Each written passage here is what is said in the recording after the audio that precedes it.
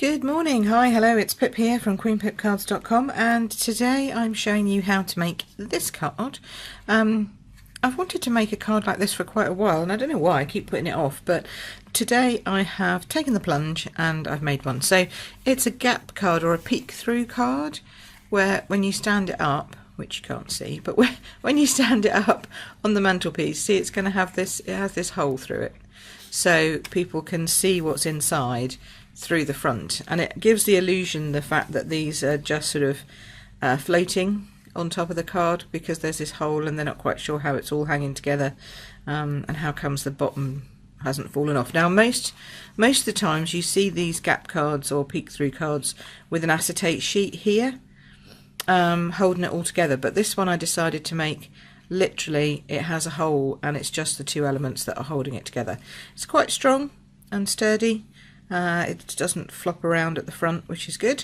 So I'm going to show you how to make this card and how to put it all together. So the first thing that you're going to need is you're going to need a card base, and you're going to need to cut this one this way. There's no two ways about it. You need to chop a hole out. You need to cut this hole out the middle of it.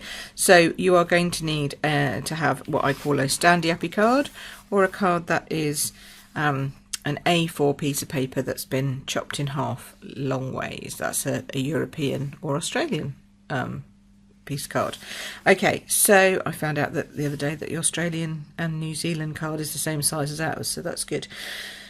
So you take your A4 piece of card stock and you cut it at 10.5 centimeters all the way down, and that gives you your card base that looks like this. Now this one I made in Calypso Coral. This one I've decided I'm going to make in Melon Mambo because I can, and I'm just going to change it up and do a different colourway so you can see how it looks in a different colour. So we're going to fold that in half. I already scored it on my trimmer. I always find it easier to score the long ones. I don't bother with the short ones because you can just fold them in half by hand, but the long ones, it just gives you a guide as to where you're going to fold it. So that's my card base. Now the next thing you're going to do is you're going to get your trimmer back out again, and you're going to chop your card base into pieces. Okay, so you are going to put this down here where it's getting all kinds of lights on it. Let's try and get it so it's not too much. Okay, so basically you're going to chop your card base off at 6 centimeters. So you're going to take, this is the front of your card. This is going to be the front of your card. Okay, so you're going to take the front of your card, pop it in here, line it up with your 6 centimeters, take a deep breath, and cut it off.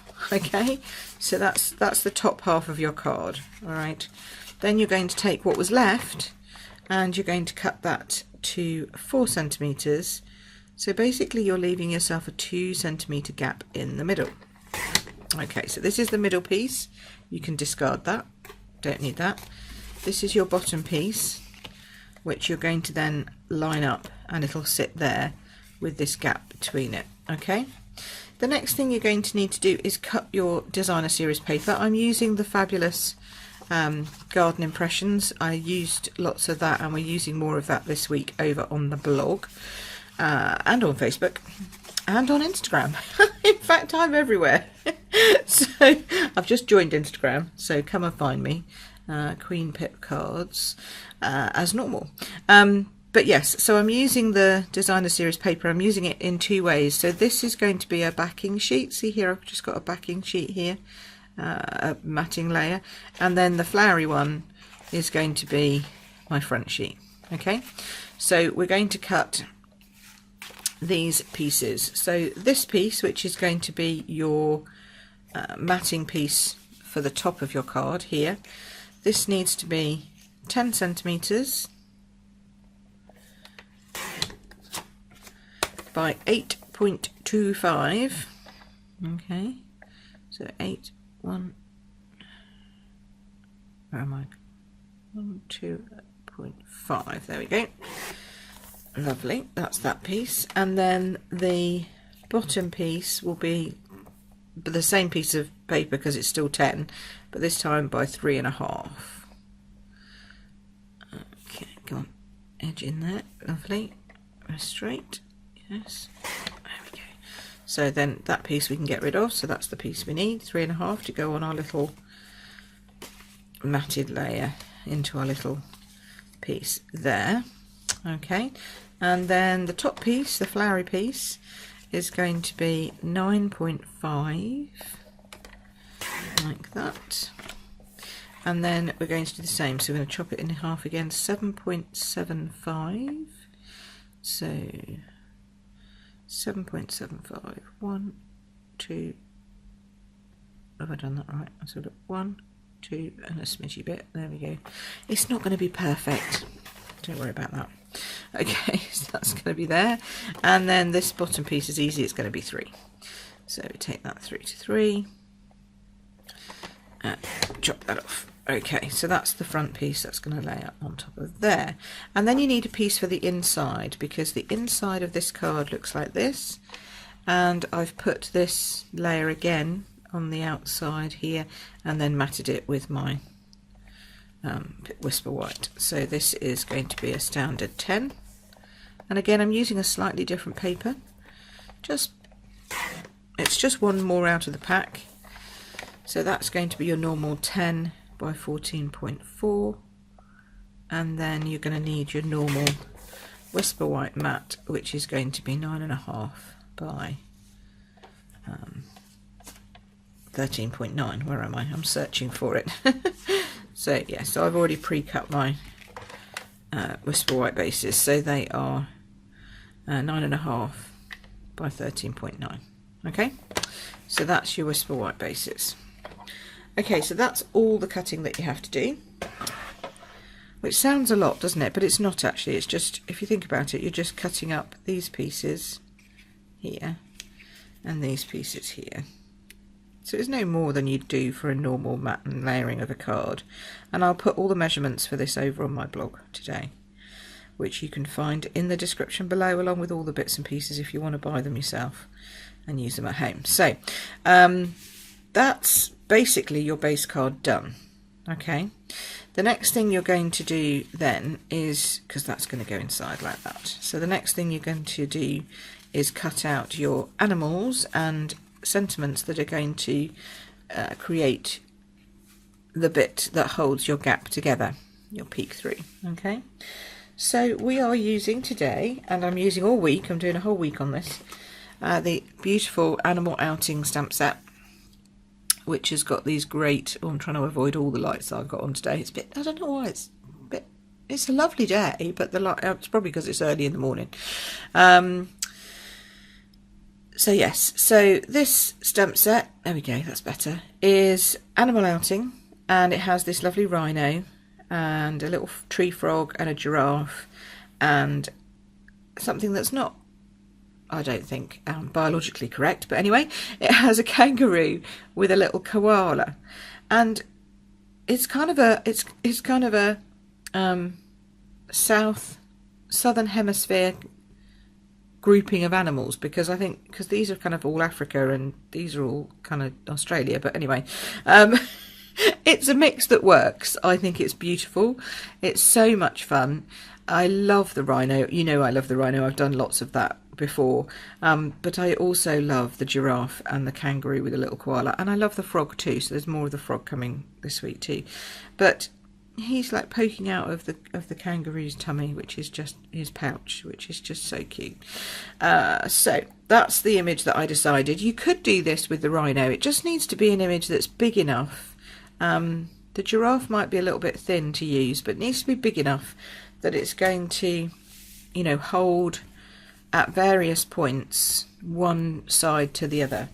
So I have decided that, because, see, I made this in Calypso Coral base, and now I'm using a Melon Mambo base because I wanted to switch it up and see, but I actually think I was going to do him in Melon Mambo, but I actually think that him in Calypso Coral on the Melon Mambo might stand out more. I don't know. So I've actually already cut these out, but I'm going to show you what he stamps like, because it's worth you seeing them. So you can see I've cut him out already. Here's one I did earlier. And that's basically because I don't really want to just keep bringing the Big Shot in, and it comes right up here on the camera, my Big Shot, because it's so, I don't have very much room between the camera and my desk.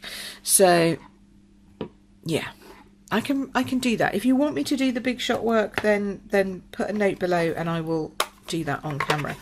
But I figure that if you have framelits and dies, you generally know how to use the Big Shot, and I will be doing some Big Shot classes for using our advanced dies, and then I'll work out how I can do that on camera, because I do think those ones you do need to see in action, so I'll try and work out how to do those. Anyway, getting back to the subject at hand, I have stamped my kangaroo like that. He's a rubber stamp. This is a clear mount rubber stamp, so you put him on clear mount blocks, and he just stamps beautifully, don't you think? Actually, it's a she. I don't know why I keep calling it a he. She stamps beautifully. It's obviously a she. Pip, get your facts straight. And then I went to do the opposite. This is Melon Mambo. Sorry, that was Calypso Coral. This is Melon Mambo for the sentiment, and the sentiment says, "Together we make a great pair." Look at that. Because they do. They make a great pair, the little koala and the kangaroo. So, yes, Melon Mambo and Calypso Coral. Oh, I'm going a bit croaky. Excuse me. Sorry about that. I will try and take a swig of tea. Hold on. Bear with. I'm just having a swig of tea. See if that helps a little bit. No, not much, but there we go. Okay. So you will need the Animal Outing framelits, okay, or thinlits. Which one? I don't know what they call them. This one, thinlits. Okay, so they call them thinlits, but actually there's a couple of dies that. Oh, see, I've taken it off now. I'm going to show you what I do with these as well. So there's a couple of dies in here that do very detailed, delicate work, which is why they're called thinlits.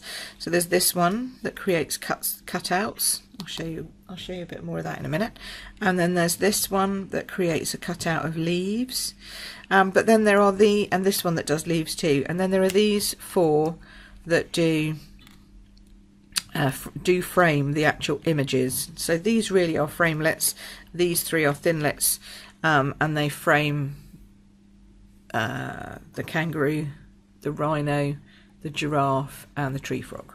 Okay, so that's those four, and then these three do detailed work. So you're going to need those, and this is just, I've had it a while, a couple of weeks, well actually a couple of months, because I got it at, oh no, I got the stamps at On Stage, and then I got the framelits when they became available this month. So no, I haven't had it that long. Feels like I've had it longer. However, I haven't yet managed to put my magnetic sheet on it, so I thought I'd show you how I do that. Put that down here. These are just very thin. I use the 0.4mm magnetic sheets. You can get them from Amazon, from a company called the Magnet Shop, and they are very reasonable. I got a pack of 10 for, I don't know, I think it was £3 or something, £4, something like that. I wouldn't pay an extortionate amount of money for your magnetic sheets, because it's not necessary. You don't need to have the really pricey stuff, because at the end of the day you're just getting it and sticking it on here. Okay, so that's that. And I know you don't probably need it all the way across, but all I do, just to make it really easy for myself, is I take this that I've already got sticky on it, and I just literally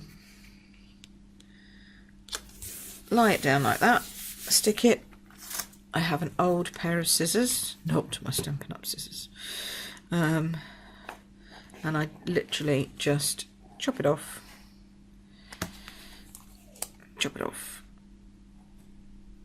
Oh, have I put the right side down? Okay, so this is my blooper of the day. I have put the wrong side onto the base. Let me try and fix that for you. One moment, caller. There we go. Yeah, so you just put the right side of make sure that it's the right side. So you need the dull side to be stuck down, okay? Oh dear, make myself laugh. Okay, so oh, stop that. Stop laughing, Pip. Otherwise you'll have to cut this all out. Okay, so then these go on here so much easier because they're not sticky and you just put them wherever you want. And if you can remember where they went on the other one, that's great.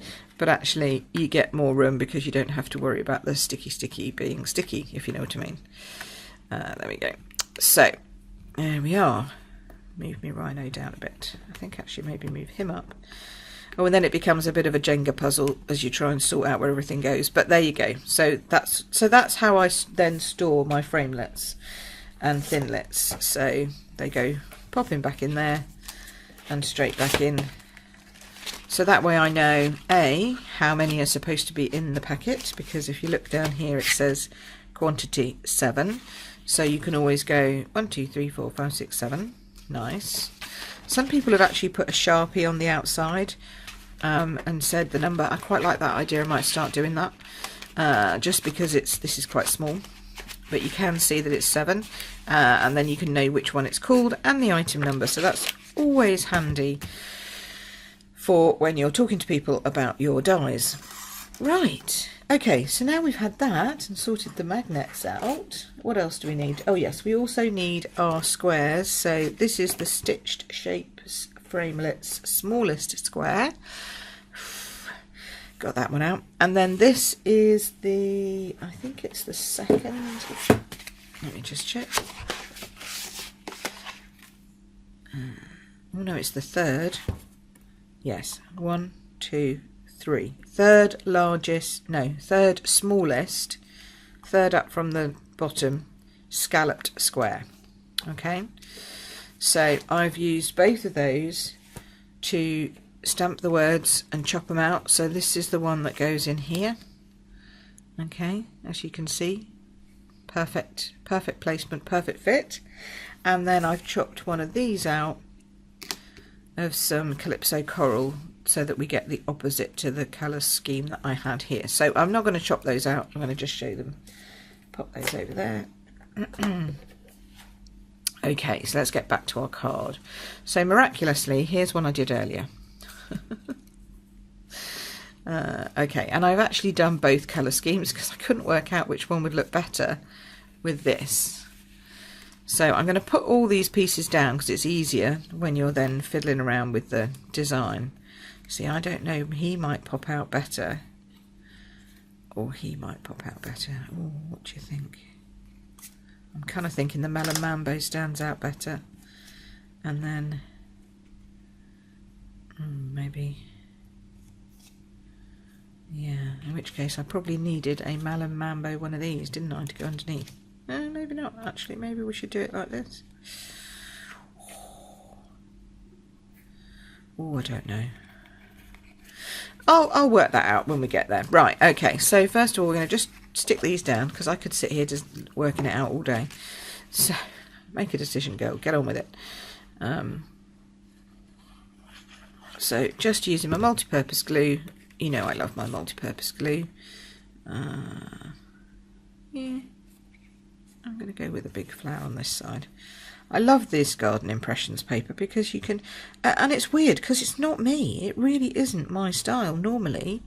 Normally I'm not a big flowery person, and if you've seen anything recently on Instagram or Facebook from me, you'll know that we use this for team training over the weekend, and it was my partner in crime. I do a quarterly joint training with my friend Fiona Whitten, and we get her team, my team together, and we have a blast on a, oh, I was going to make that the other side, wasn't I? Generally on a Saturday. Oh no, it doesn't look quite so good there.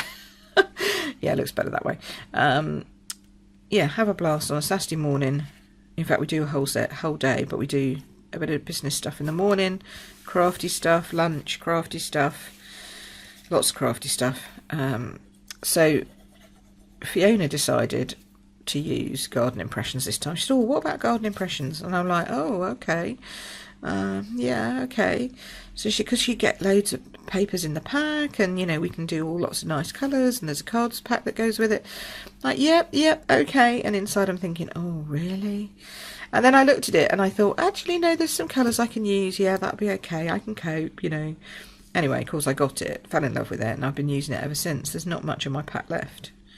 So, all hail to Fiona for getting that right. Okay, so it was a good choice. So now we're going to stamp the inside. Okay, and then the inside on this card, let me just show you what we did, because we're actually going to do this. We did the thank you big time. So it says we make a great pair on the outside, thank you big time on the inside, which yeah, this would suit me and Fiona quite well actually.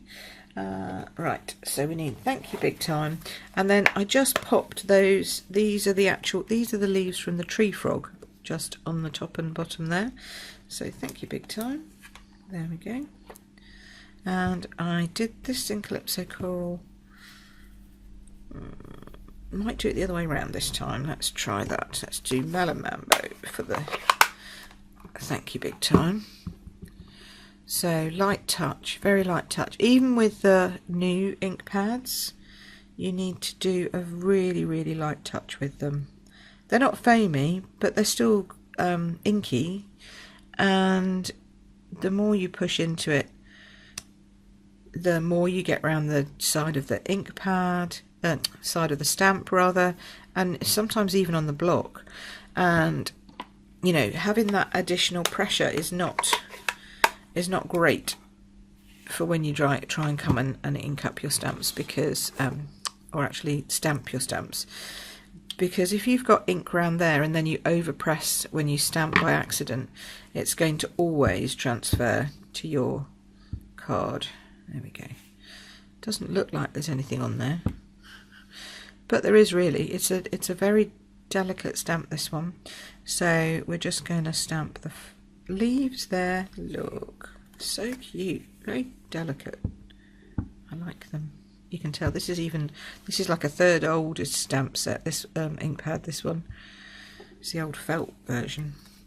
Okay, there we go. So just top and bottom, just adds a bit of interest to the inside, especially because you're going to have a gap. You're going to see it from the insides, from the outside in, if you see what I mean. So yeah, you want to have a little bit of interest poking through. All right, so close those up, put them over there, don't need those anymore. Right, so now we're going to assemble the inside, and then we'll come to the bit where we add it all together. So I'll put this on first. See, some of it's quite impressionistic. Look at that. That's kind of like just the impression of flowers. They're not actual flowers. And some of them are just beautiful flowers, like the one on the front and the one on the when I did my organiser box. That was that's beautiful. Okay, put a little bit in the middle, not too much. Doesn't need much on the inside, only needs to stay to be written on. And this is such strong glue. There we go. Oh, lovely. Won't stand up like that though, will it? So now we need to attach these together. So the way to do that, let's have a look. Which one am I actually going to go with? I think I'm going to do the same as I did on this one. So I'm actually going to go with pink and coral and coral. Yeah, I think so. Or maybe pink and pink.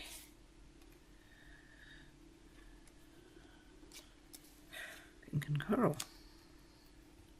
Ooh, actually that looks quite good. Yeah, I quite like that. That one I haven't stitched. Actually, I didn't do these ones with stitch shapes. Oh, what a donut.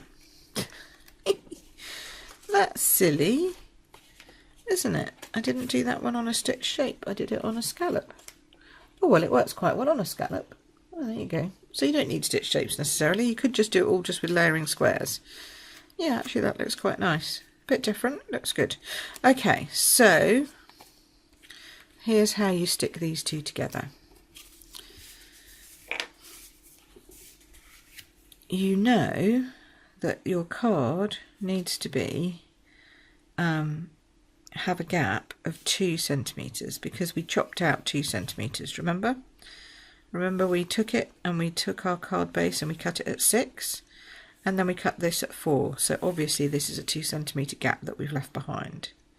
So what you do is you make sure your card is straight and flat like so, and you then glue your kangaroo so that just the tail here and this bit of the head and body here and this bit here. Now do not panic if you have a bit of glue that goes over, okay, because we're going to put a backing on it, so don't worry about that. But you don't want to stick it to the table, obviously, so you want to try and keep it as close as possible to how it's supposed to be. That's not straight. There we go, that's a bit better. Not straight. And obviously you can do my trick of adding a little bit of sticky to it if you want to. Right, so we're going to go for it. We're going to line him up, line her up, there we are, like that. Stick her down like this, okay. Then we're going to take the backing piece, so the Calypso coral piece, which we're going to stick there, and again we're just going to do these 2 edges, so these tips here and here. Alright, and put that in roughly there, hold it, okay, so let it go off a little bit so it's dry, look at that, and then you're going to turn it over before you start doing any other fiddly decoration. And I've cut out another kangaroo, this time in Calypso coral. Probably should have done it in Melon Mambo actually, but never mind, it adds some internal interest because this guy is going to be in Calypso coral. So we're going to cover the back of each of the elements, okay. So this one you just glue all over, but you're actually gluing what would be the front side of the kangaroo when you chopped her out. Oh, get it, honestly, Pip.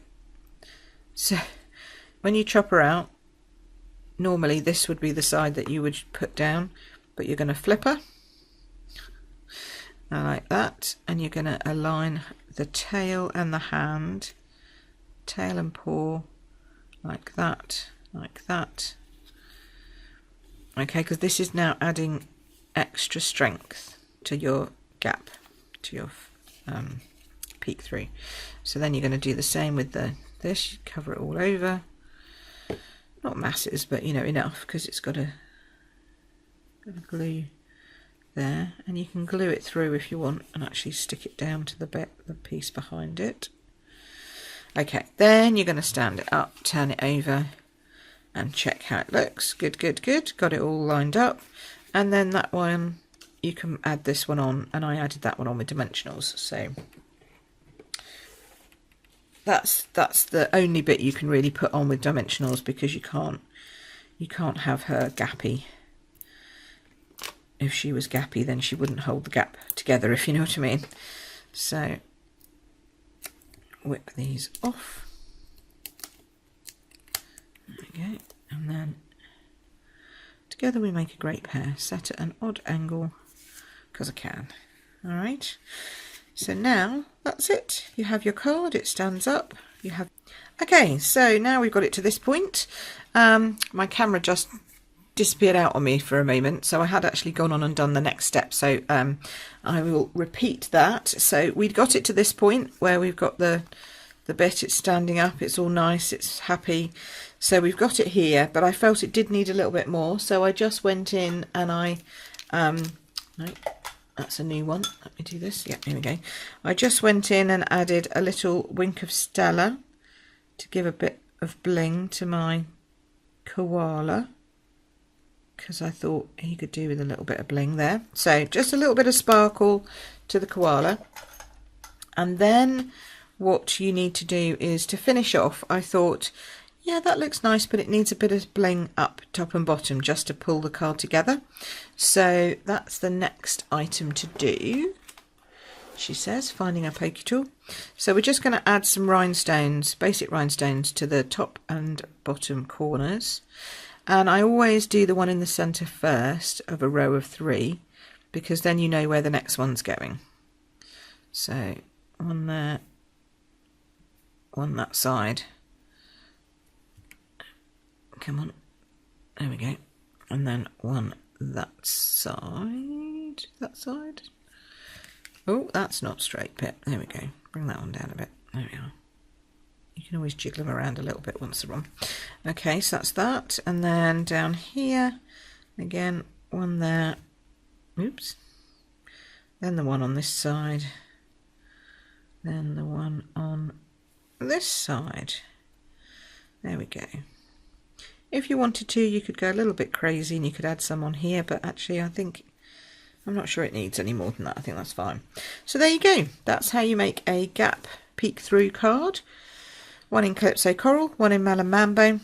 I hope you've enjoyed that today. A few little changes, little tweaks, but I hope you can see that it's actually quite simple to make something that's a bit of a wow, because when you stand on the mantelpiece, you do see that gap and that peek through from the stamping behind. So okay, so that's that done, but before we go, I promised you I would show you some more animal outings. So here we go. This is my Rhino and Roses card, because look, there's roses here. I mean, it could actually be the sea, but I think it's roses. It looks like roses to me. So this is my Rhino and Roses card, and this uses just a bit of Melon Mambo here on the bird with a So Saffron beak. And he's stamped in Night of Navy to match with this. And inside, again, little bit of rhino face with a bird. So cute. So that's that one. And then I've done another rhino, this time in soft sea foam and basic grey. And this is the fantastic ruffled embossing folder. It's one of those dynamic embossing folders. So you only use one of the embossing plates, you know, the cutting plates when you run it through. But oh, it is just yummy. It looks like sea, or it could look like ribbon. It could be either really, but it just is beautiful, just ruffled. So that's that one. And then this one is, this was my team swap on Saturday when we had team training, and this uses some of the Thinlits out of the set. So again, it's Garden Impressions with the giraffe this time, and then that piece that I said in the die set that was the Thinlit, this funny looking piece here. See, so it doesn't cut, it just cuts holes, it doesn't actually cut out a shape. So that goes in there and cuts out those shapes there. So it looks like the pattern on a giraffe. So I did 2 of those to match it up, and then added some of the new leaf ribbon just casually across the card base with a little welcome. So that was simple. So yeah, so there's some different ideas that you can do with this stamp set. Look how different it can look when you put them all kind of together. Most of these are all with Garden Impressions. You can see they're quite bright and bold, and then this one just with some soft sea foam just shows you how it can have a completely different look if you take away the brightness of the DSP. So there you go. So I hope that you have enjoyed my video today, despite all the little bits of glitches. And yeah, hop on over and have a look at my blog post, and my all the details are in the description below as well. So have fun, enjoy using Animal Outing, and hop back whenever you're ready and see some more. Alrighty, thanks very much. Take care. Bye.